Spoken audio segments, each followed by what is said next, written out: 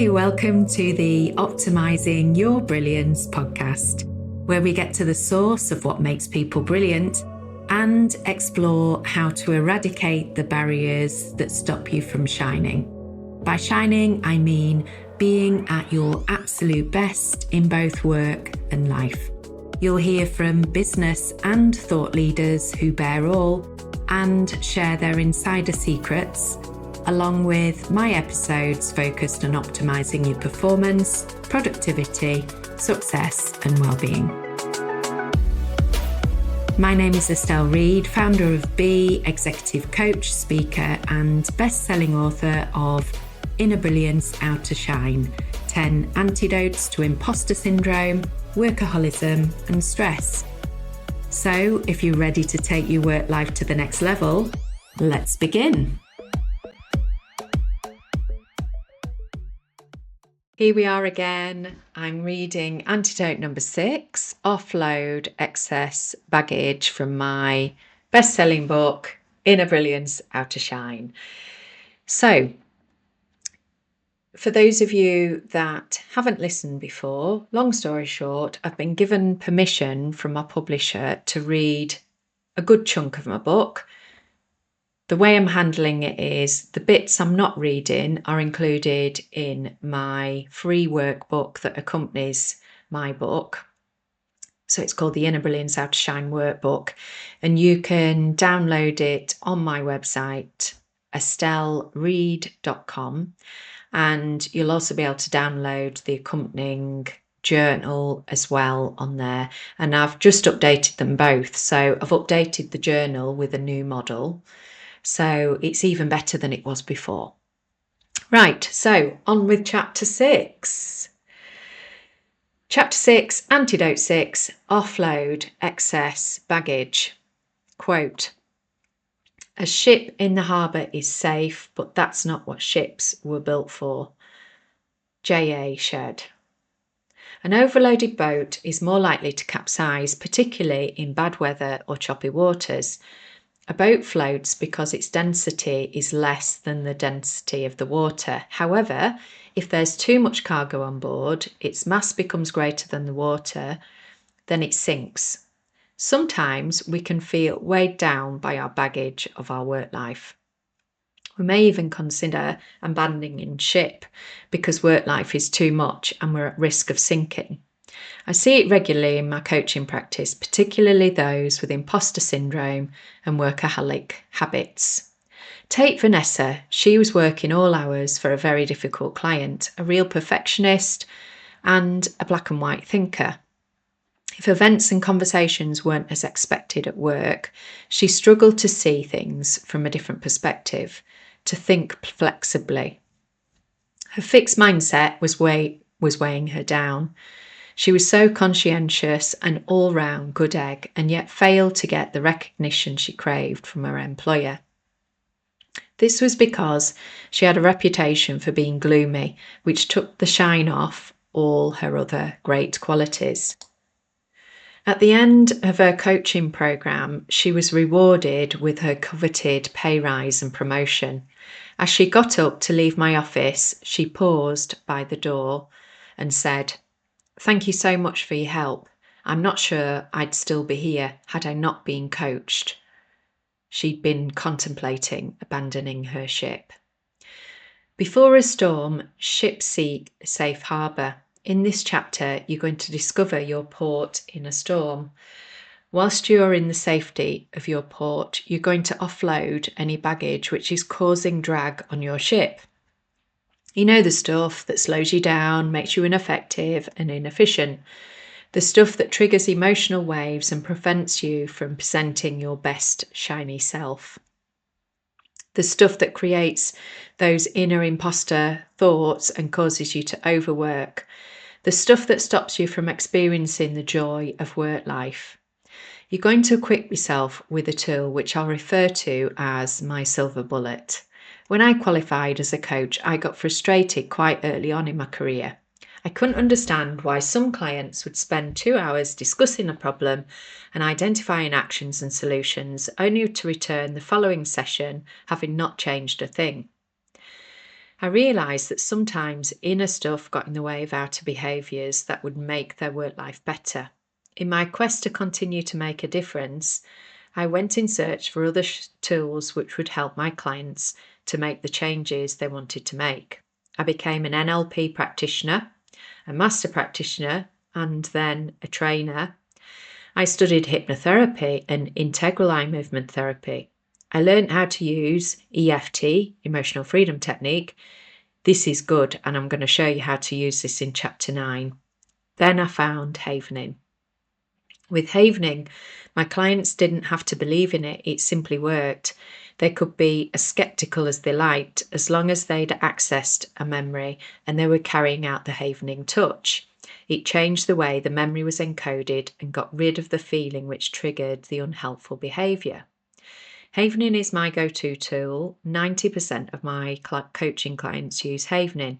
It's simply amazeballs.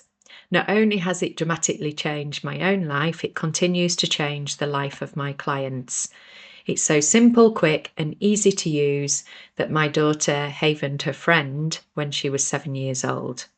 She'd fallen over and hurt her knee and was very upset, so my daughter used havening to calm her down.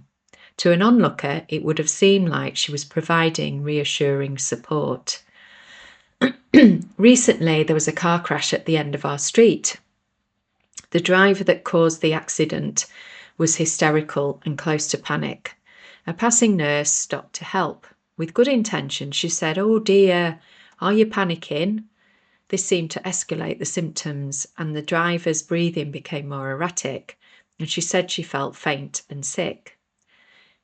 Now, one of my phobias, I was a right state, was sick. So this, what occurs next, was just incredible in itself, because in the olden days, and that was one of the reasons I was searching all of these techniques, I'd have been running for the hills. I'd have been off.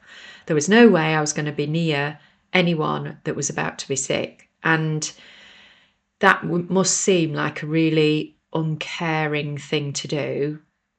But when you have a phobia, it's an irrational thing. You know, your rational brain doesn't kick in. You're just very scared of something and you want to take off in the other direction. So back to the text. I'd been reading a book called The Worst Is Over, What to Say in Every Moment Counts. And I'd learnt that we can help people to heal quicker following an accident by using words more effectively, such as, "The worst is over now, help is on its way, you are safe." I repeated these words and explained that I could use havening to help her to feel calmer.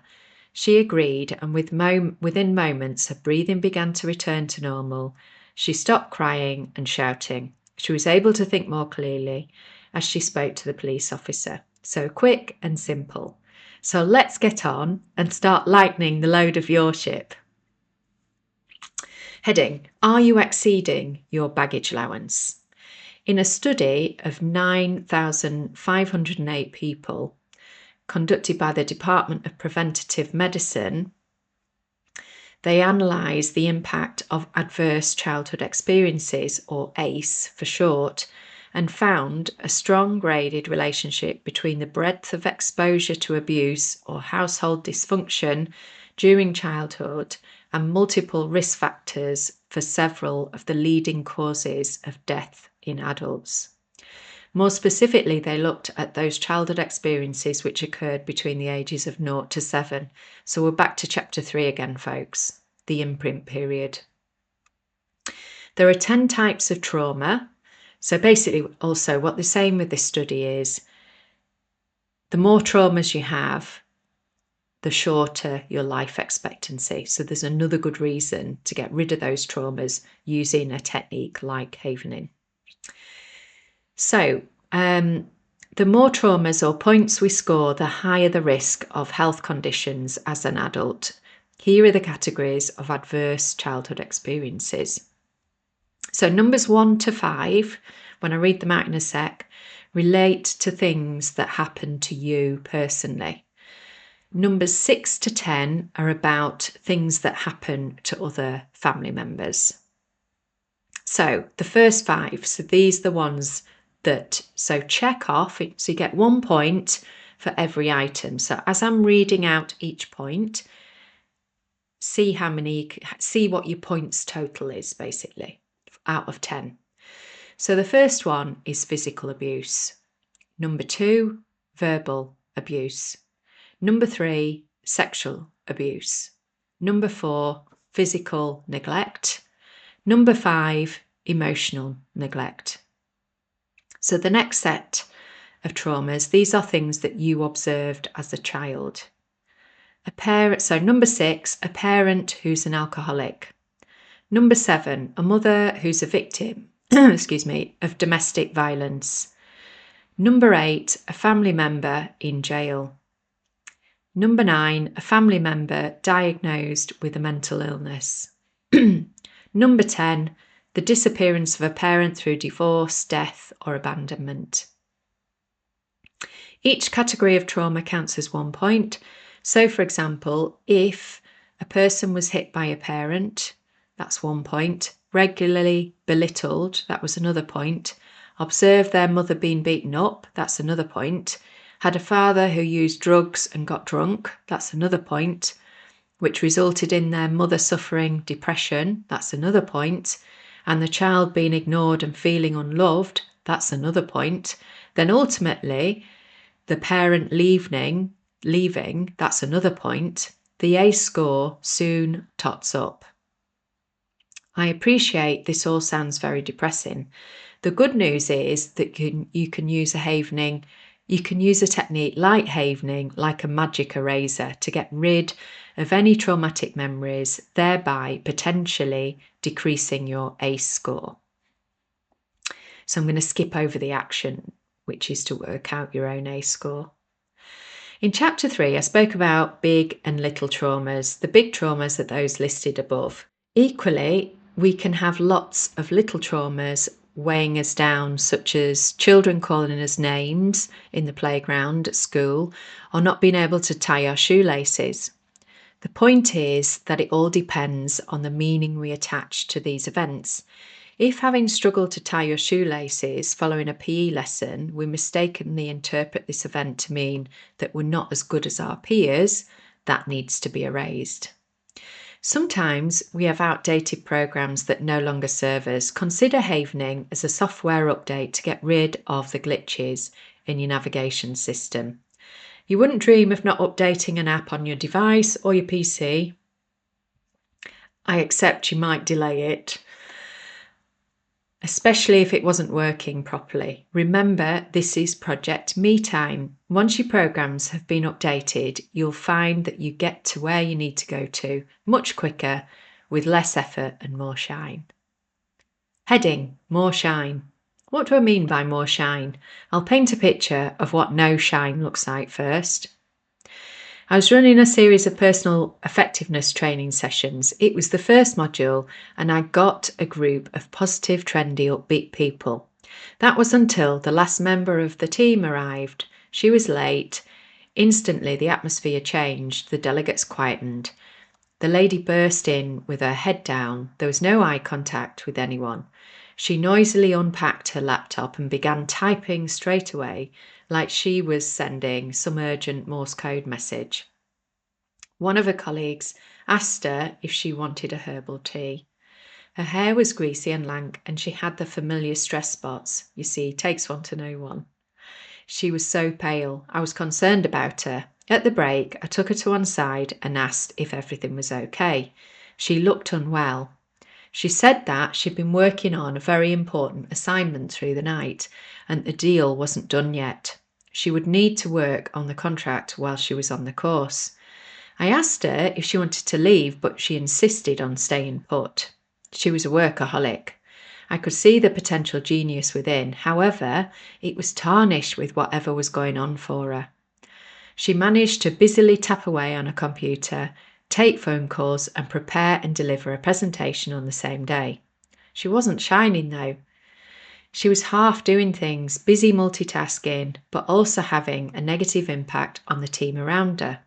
She had the potential to be so much more, but she was lacking joy.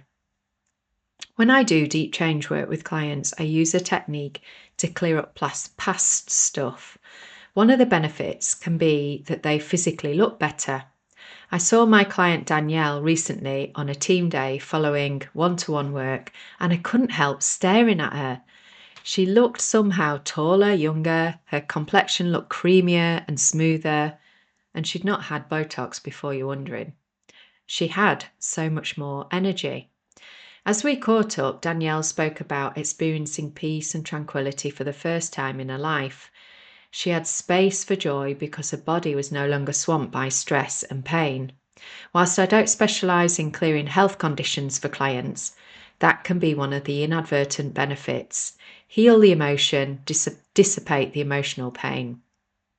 When she started working with me, she had chronic back pain. If she got an attack, she would have to clear a diary and would sleep on the floor for days. She described it as an inconvenience for everyone because it had such a broad impact on her family, friends, and employer. Danielle was shining because she cleared lots of past childhood events using Havening. It was also down to her taking charge of her life. She was managing her boundaries, more about this in chapter 7, and no longer accepting unacceptable behaviour. She got promoted to a new role within the business, which suited her talents and abilities. She learnt to acknowledge what she was thinking and feeling.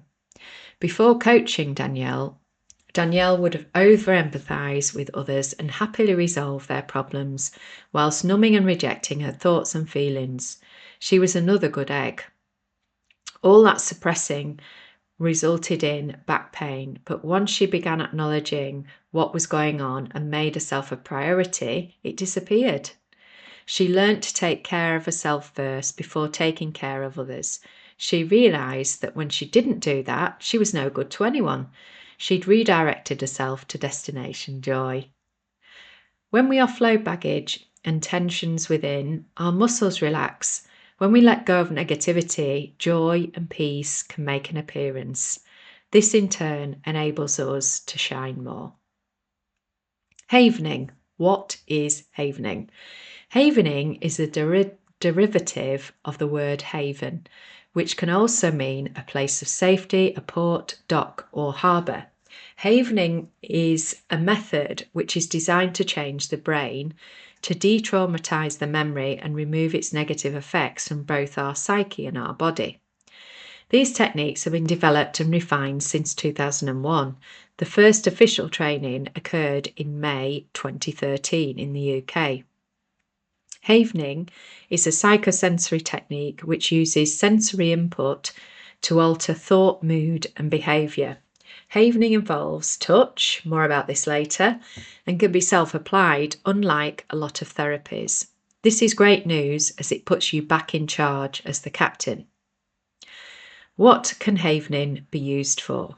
You can use it for a variety of things, including altering limiting beliefs impacting on confidence, self-esteem, and ultimately work performance, releasing negative feelings, for example, a need to control, embedding positive messages, reducing unhelpful emotional states such as stress, anger, guilt, anxiety, shame, embarrassment, jealousy, or fear, removing unnecessary ideas about aspects of the future, dealing with performance anxiety, for example, presenting, treating emotional responses resulting from past negative events, eliminating phobias, reducing chronic pain when the psychological component underlies, eradicating recurring nightmares or night terrors, dealing with grief, post-traumatic stress disorder, PTSD, or emotional eating.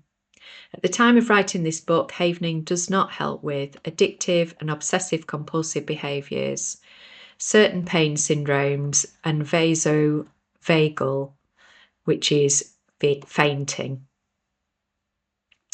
How Havening was created. The Havening techniques have been developed by Ron A. Rudin, MD, PhD, along with his twin brother, Stephen J. Rudin. Ronald is a doctor who runs a private medical practice in Manhattan. He has a PhD in neuropharmacology, which is a branch of neuroscience involving the study of drugs that alter the nervous system and its functioning, specifically within the brain. Dr. Ron, as he's affectionately known, is authentic, kind, gentle genius with a genuine interest in making people's lives better. Stephen is a doctor in dental surgery and a certified hypnotherapist. These guys are seriously credible and amazing. I'm so grateful to them. I still, again, 90% of my clients use Havening. We cheat change all the time. He's also a consultant and coach for individuals of Fortune 500 companies. Stephen has collaborated with his twin brother for over 10 years in the development of Havening techniques.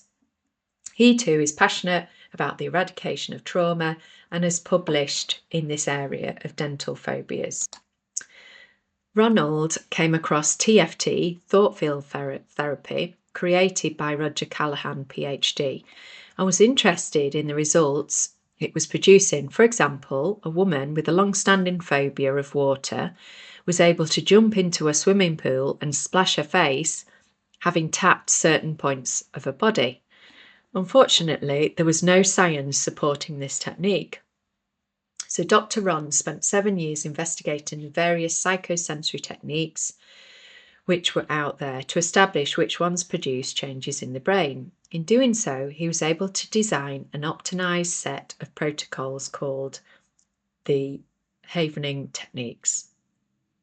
Originally designed to help treat PTSD, Havening can be used to deal with traumatic or stressful memories. For the purposes of this book, and for the majority of my clients, we use Havening to clear up the events from their past, often in the childhood, which are limiting their success and preventing them from presenting the best version of themselves in their work lives. Heading: How does Havening work? When we think about negative events, whether real or imagined, as the brain does distinguish between the two. So, someone could vicariously be traumatised by hearing a description, for example, of 9/11. As we recall the event, the neural pathway where the memory is encoded is live for about 7 to 10 minutes.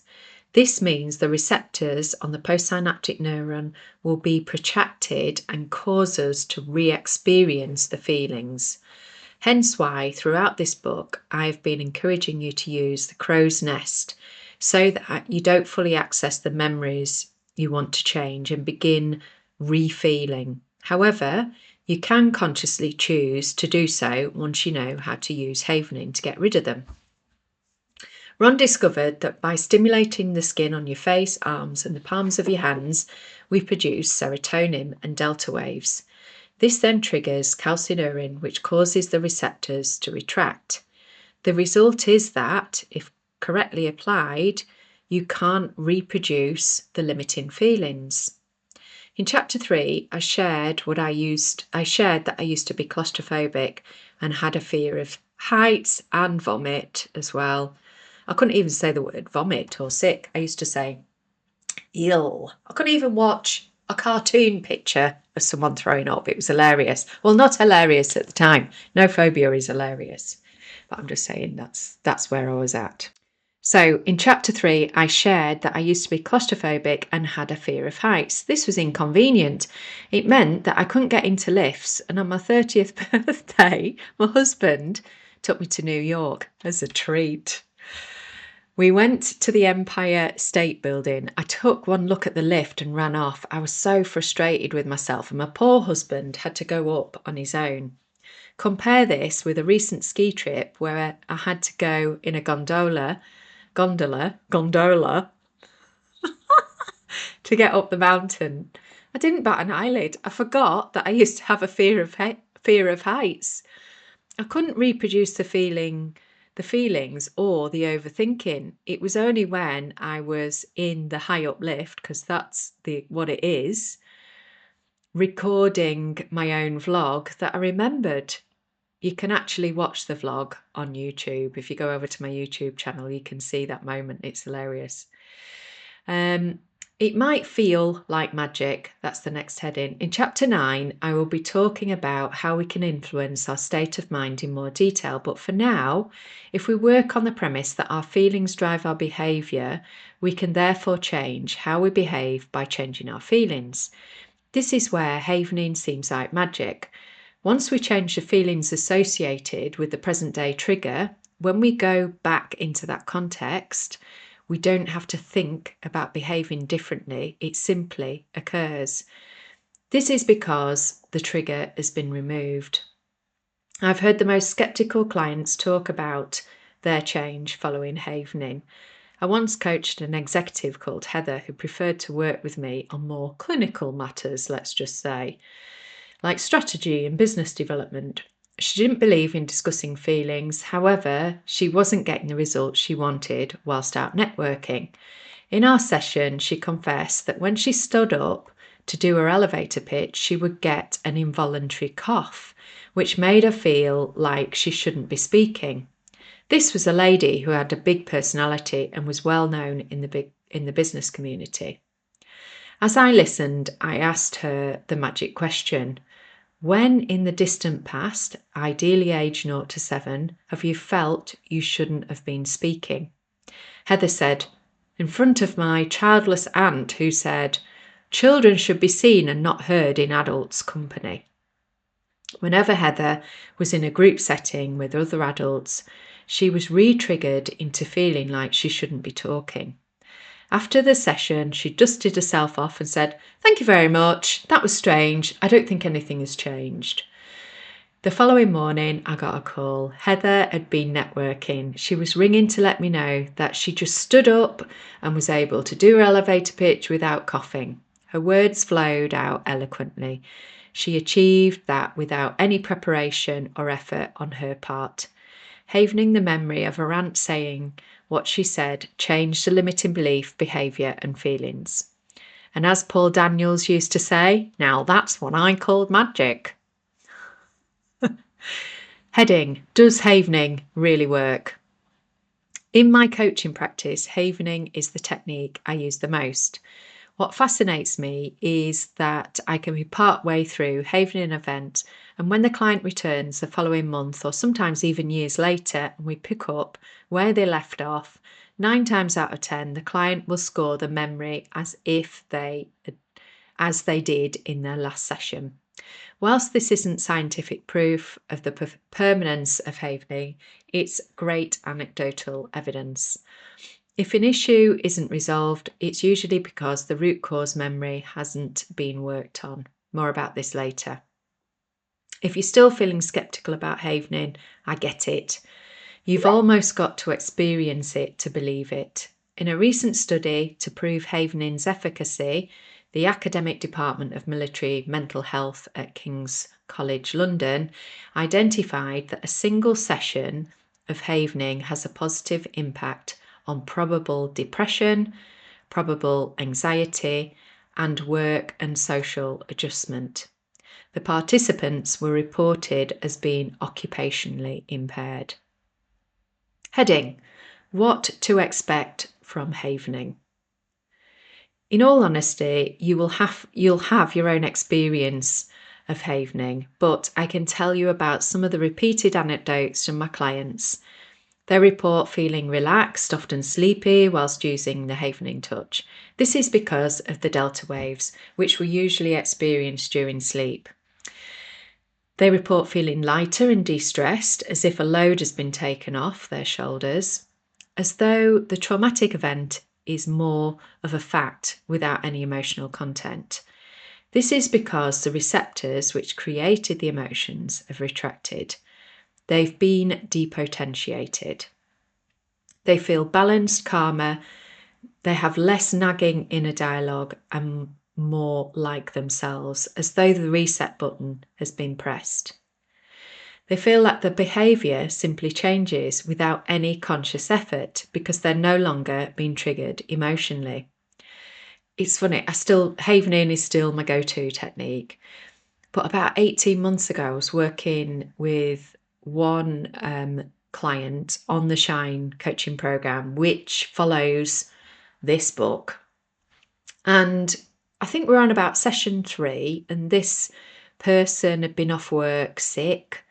They got brain fog, they were absolutely exhausted, they were experiencing anxiety. And part of their trigger was to do with the fear of not being liked. And once we'd havened the triggers away, so he came into session 3 and he said, "Do you know what, Estelle? I've just had £1 million conversation."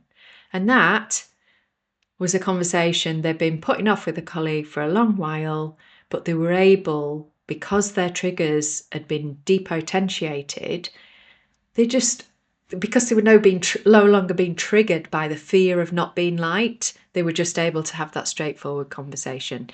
And that is the magic of havening. So often their realizations of change only occur when they rewind the tape or I check in with them to ensure the issue has been resolved. They seem to have lots of, "Oh yes, I forgot that was even ever an issue" moments. Finally, one of my observations is that their limiting belief language changes. This is real unconscious stuff that is often out of the conscious awareness, and the look of surprise when they review their original warts and all snapshot of how things were is priceless. Some can't believe they said the things that they said. Havening the small print. Although havening appears to have promising emotional, mental and physical health benefits, havening has yet to be fully researched by the Western academic, medical and psychological communities. Therefore, havening may be considered experimental, and the extent of its effectiveness, as well as its risks and benefits, are not fully known. Havening is self-regulated and is considered alternative or complementary to the healing arts that are licensed under the United States. Please do not use havening technique with yourself for serious trauma, or if you suffer from any psychological disorders. We advise that you seek the help of a professional mental health care provider who is a certified havening technique practitioner, of which I am. Well, I'm a havening practitioner and coach. If you have experienced severe trauma or suffer from a psychological disorder, so in other words, don't try and attempt to get rid of major trauma on your own. Additionally, because the memory will likely change in terms of how it's encoded in your brain, I'd advise against havening anything which you might be required to present evidence on in court, as the way you recall it will more than likely be different. Finally, please stay safe and don't operate machinery whilst carrying out the havening touch, and ensure that you feel sufficiently alert following the treatment, for example, to drive. So now it's your turn to make the port of call to your safe haven. What I'm going to do now is this, because this is a long set of instructions on how to conduct the havening. Again, it's included in the workbook. So rather than, like if you're out, as I say, running or you're busy making the tea, this isn't going to be helpful for me to read out this long list of instructions. What will be important is that you sit down and you follow step by step in the workbook that you can download at estellereed.com. The other thing to mention as well is that, so whilst the havening technique itself is dead easy, it involves rubbing your hands, thinking about a thought and reducing the triggers until they're reduced to 0. So that part of the procedure is dead simple. My daughter used to haven her friends, as I said earlier, in the playground. The challenging piece is being able to identify the triggers. So being self-aware enough to go, do you know what, in this moment I'm thinking, feeling and behaving a certain way, and then making those connections back to that 0 to 7 imprint period and being able to target the havening at those events. That's the tricky part. It's being a memory detective, a language detective, and having plenty of self-awareness, which is why I encourage readers, listeners, to use my journaling process as well, so that you get used to raising awareness of all of that. If you're thinking, oh, I really cannot be bothered with all of that, again, you've got the Shine one-to-one program, where I basically do it all for you. So I do the heavy lifting. And you can find details of that either on the QR code, which you can see on screen, or if you go to estellereed.com and you'll see the Shine one-to-one program there. So let me now move to the next heading, part 2, find unwanted baggage. One of the things I love about havening is that it seems to work with laser precision, whereas other techniques can be hit and miss. However, havening relies on you being able to identify the source memory. For example, if you wanted to get rid of a dandelion in your garden, it would be no good simply pulling the stem and the leaves off the plant. You would need to treat the root to eradicate the weed for good and prevent it from growing back. You need to do the same with your memories and go to root cause. To do this, you're going to become a lost baggage detective. Of course, you can haven any recent adult events, particularly if this is a new trauma or upset. When I show groups how to self-haven, I get them to use it on a recent incident at work, e.g. not getting as much bonus as a colleague, which made you feel unfairly treated. However, if what you're experiencing is a recurring pattern in your life, i.e. feeling unfairly treated, is something that shows up a lot in life, that's a clue that there could be connections with your childhood. So if you wanted to prevent this pattern from coming back, you would need to find out where it comes from. E.g., at Christmas, when you were 5, you felt unfairly treated compared to your siblings because they got more presents. Another clue, which could be an indication of a childhood connection, is how long the emotion persists. There is a difference between experiencing momentary anger, for example, if a cyclist drives you off a footpath, which dissipates almost as soon as their lycra-clad legs disappear around the corner, contrasted with the repeated uprising of anger each time you ruminate about the incident, which then wakes you in the middle of the night. Those are clues that actually that incident is connected with a past trigger in your childhood. Perhaps you catch yourself telling the tale of what happened to anyone that will listen, moaning and getting stuck in your story. We're back to playing victim or persecutor, which can also be signs that you've been re-triggered by old stuff. Therefore, to get rid of the limiting belief, behaviour or feeling, you need to go back to the root cause, which should be your earliest childhood memory in the imprint period. So that's age 0 to 7. Failing that, go to the earliest traumatic memory, as long as it's not a big trauma. Remember that small pin from earlier. One final clue, which can be an indication of an echo from the past, is the presence of childlike phrases such as, it's not fair, it's my fault, I did something wrong, nobody likes me, I'm not good enough, I'm scared, I feel bad. To summarise, to become a lost baggage detective, you'll find clues by spotting, number 1, recurring patterns of behaviour, number 2, emotions that persist long after the event has passed, and number 3, childlike language. So the next section is part 3, offload excess baggage. And again, those step-by-step instructions are included in that free workbook. So to bring this chapter to a close, the summary of key points. Firstly, to offload excess baggage so that your shine isn't tarnished, identify the events in your childhood, ideally age 0 to 7, which are connected to your present day triggers, then haven them away. Havening should not be used if you need to retain certain aspects of the memory, for example, if you were to be a witness in court. Self-havening should not be administered for serious traumatic events. You can find havening practitioners either on the havening website, or alternatively, I obviously work with clients over Zoom. Get in touch book a free discovery call on that QR code or via estellereed.com. If you suffer from a psychological disorder, please seek out mental health, a mental health professional who's certified in the Havening techniques. Finally, if you're questioning whether Havening works, start by using it on one memory. Use it on something negative but low key and recent.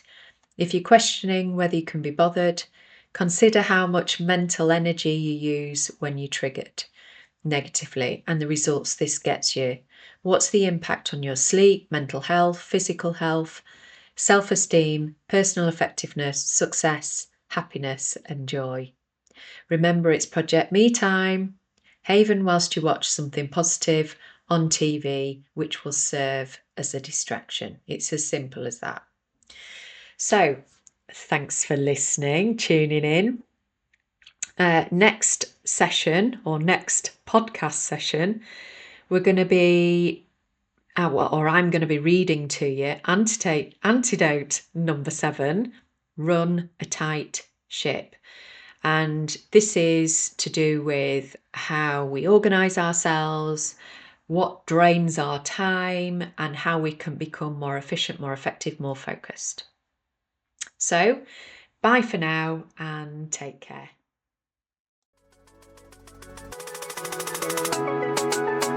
If you'd like to be notified when the next episode drops, remember to subscribe.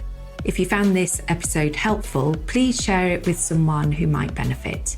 Finally, if any of these topics have sparked your interest and you'd like to work with me, you can apply for a free discovery call at estellereed.com. Let's see if we're a good fit. You'll also find plenty of free resources there. I'm Estelle Reed, executive coach, speaker and best-selling author, and this has been the Optimizing Your Brilliance podcast. Thanks for listening. This podcast is for informational purposes only and should not be considered professional advice. Please consult with a qualified professional for any specific advice related to your situation.